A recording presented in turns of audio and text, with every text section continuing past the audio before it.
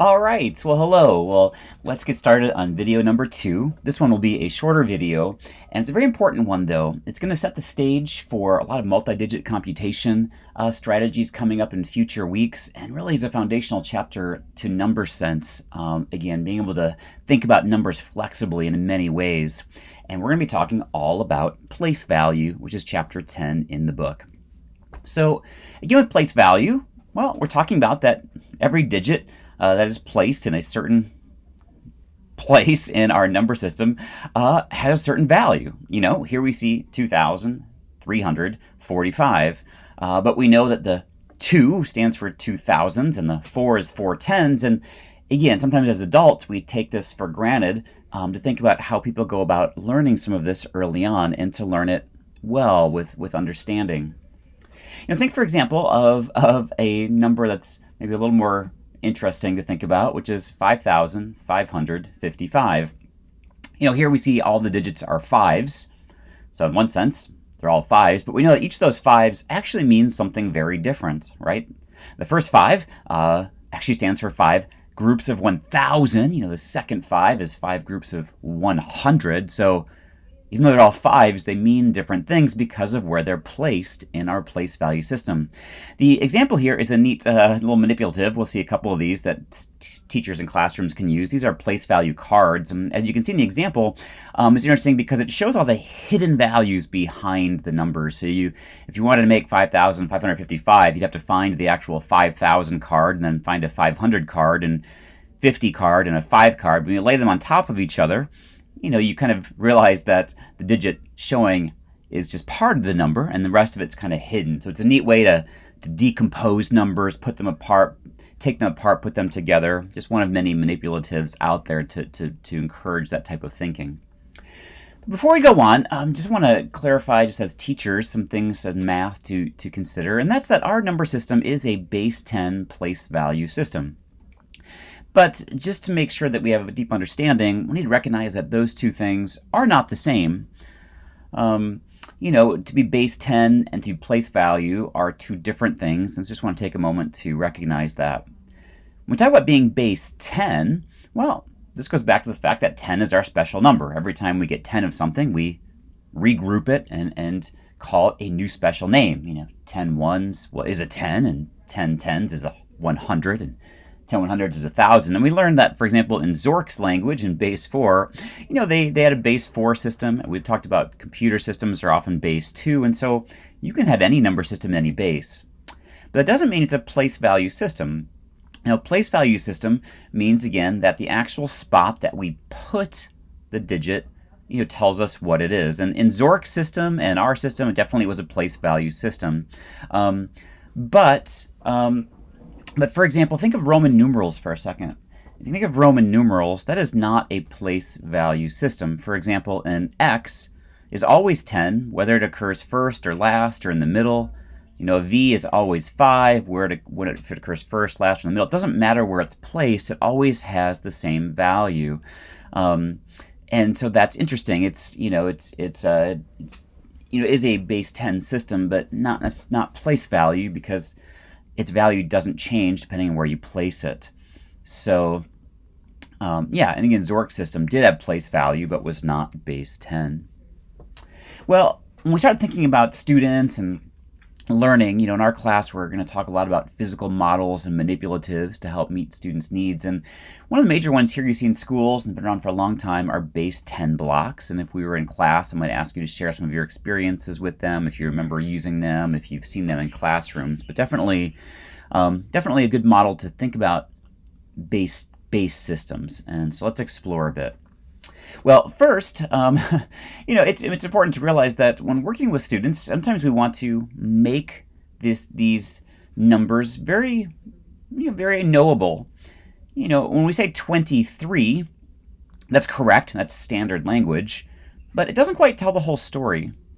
So often when students are first learning this, teachers and students use what we often call base 10 language. So instead of saying 23, they might start by saying, we have 2 groups of 10 and 3 ones, or there's lots of languages here, 2 bundles of 10 and 3 singles, or here's 2 10s, and 3 cubes.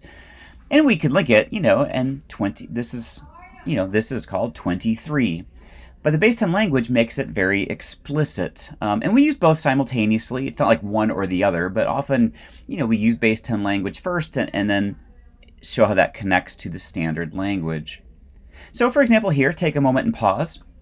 If you were to look at the blocks on the screen here, I'm going to give you 30 seconds.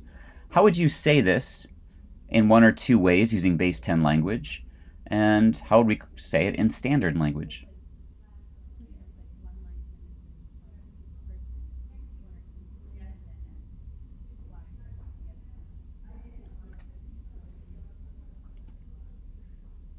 All right, so let's take a look. In base 10 language, well, we obviously have 3 hundreds, 5 tens, and 3 ones. We might just say it as simple as that. Hey, I have 3 hundreds, 5 tens, and 3 ones. That's great.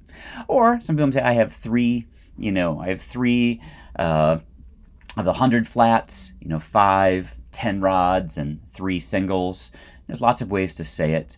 Some teachers will say things like 3 flats, 5 rods, and 3 cubes, and that's okay as long as we have a good understanding that flats mean 100 and rods mean 10 and singles mean 1. So I want to make sure that conceptually that's the same.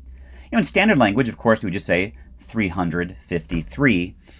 And as we link that to written form, we know we just write it at 353. But we know, like those threes again, because it's a place value system, means something different.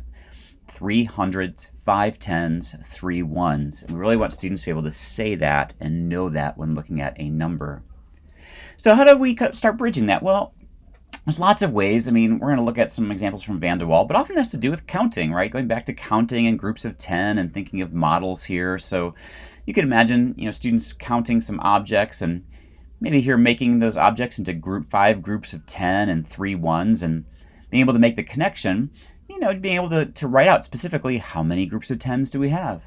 How many ones do we have? And finally we get to the abstract 53 where all that's kind of hidden, but we know it's there. 53 tells us 5 groups of 10 and 3 ones. So if we were in class, we would watch a little video, but it's okay. The students were doing things like inventorying beans, and they would have these little cups, and the students would work together and put 10 beans in each cup, and then they even had little 10 frames to put their extra ones on the side. In the end, they'd record, I have 5 10 groups and 3, single beans, and be able to, say the number word, 32, and write that as 32 as they go forward. And then they did the same thing with base 10 blocks. Sometimes in the video they were given a handful of base 10 blocks and had to separate them. And again, be able to say how many hundreds, tens, and ones, say and write the number. But it just helps really conceptualize what each value really means. And in our book, if we go through, there's lots of activities online in our book and ways to do this. But all of it's about grouping. Grouping in tens, grouping in ones, saying how many tens, saying how many ones, and being able to write and say that number. One thing that's important though with base 10 blocks is again to realize that they're very helpful to think about base 10, but they're not, base 10 blocks by themselves aren't a place value system. Just for example, the 100 block is always a 100 block. It doesn't matter if I put it on the right side of my desk or the left side of my desk or on my head or on my shoe, it's always worth 100. Its value doesn't change by where it's placed. So place value mats are a great little resource just to help kids keep things in kind of a standard order.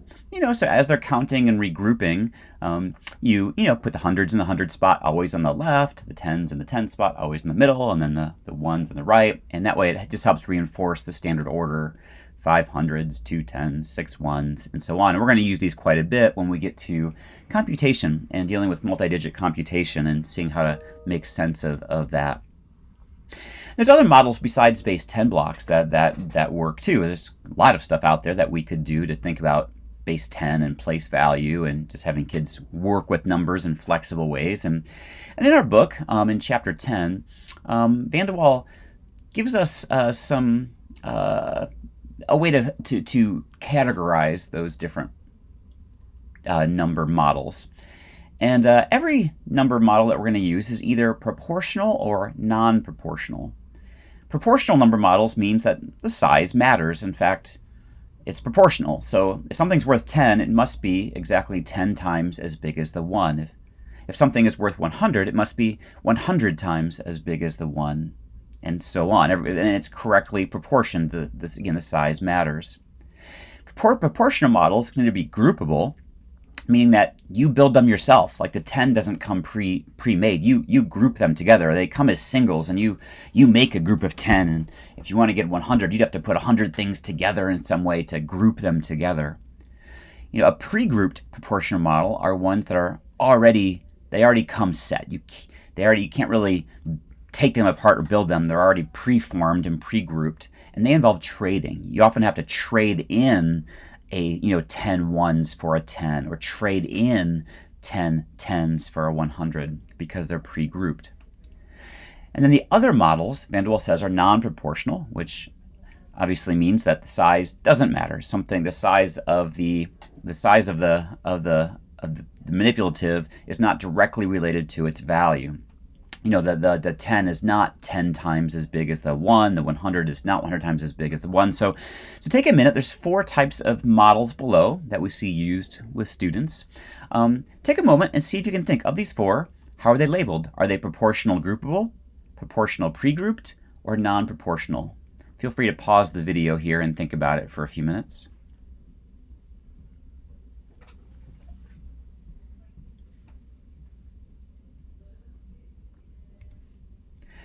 So down below, let's see what we have. The only one that's proportional groupable would be the unifix cubes. Because again, they're all singles, and we can make stacks. We can make stacks of 10 and put them together and take them apart. They are groupable.